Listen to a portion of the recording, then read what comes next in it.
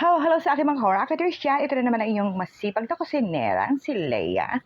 So ngayon, ipapakita ko sa inyo kung paano ko ginagawa itong nakamagandang ating flower sapin-sapin na ito. So dahil ito yung magbabagong taon na, ay pakikita ko sa inyo. Dahil ito, bestseller ko ito tuwing bagong taon. Dahil may mga paniniwala tayo na kailangan sa bagong taon ay may nakahaing malagkit.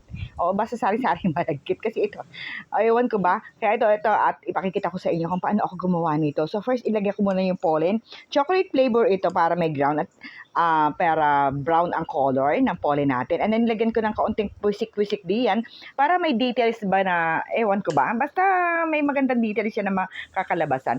So, ito steam natin for 5 minutes and then titigas na yan. And then, pagkatapos yung tumigas at medyo luto na, ipapatong naman natin yung second layer. So, gagawin ko ngayon is langka flavor, kaya ito ay yellow ang color. So, langka ang ginawa ko.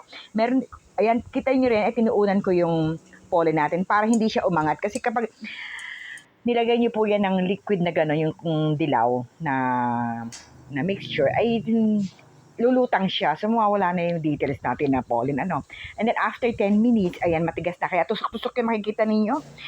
Ay, kaka-check ko kung matigas na. So, pag matigas na at pwede natin ipatong yung ating green na magsisibing parang, alam niyo yung parang green color, parang dahon, ay ilapatong natin. Ito ay pandan flavor. So, ayan, luto na.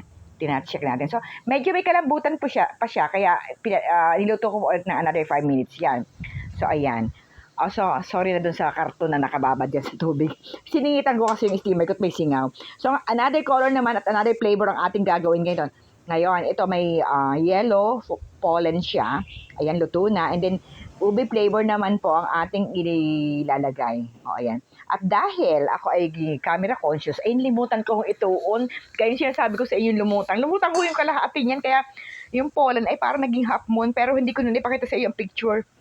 So, ayan, luto na rin. Matigas na. Pwede natin ipatong itong ating green color na pandan flavor. Ayan. O, may nakita kayo number?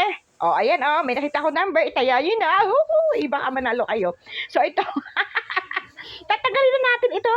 So, paladaan natin ito ng bread knife dyan sa tabi. At nakalimutan ko nga palang sabihin, naging generous po ako sa pagpapahid dyan ng langis ng niyog dyan sa ating molder na bulaklak na yan. Kailangan generous kayo para hindi ho dumikot at para madali nating siyang maalis dyan sa molder na yan. So, silicone molder yan, mabibili nyo yan sa Shopee. Nabubulol na naman ako. Ang biso kasi magsalita. Ewan ko ba kailan ba ako tatahimik at medyo magiging mahinaon sa pagsasalita. Kaya medyo nagkakabulol-bulol ng aking sinasabi. So, ito na. So, ayan na yung iba't iba kong ginawa ng mga nakaraan.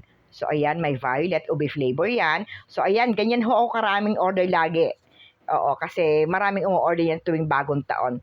So, kung gusto niyo malaman yung recipe just comment down below at ibibigay ko po sa inyo. Diyan na lang sa comment section. Okay, bye-bye!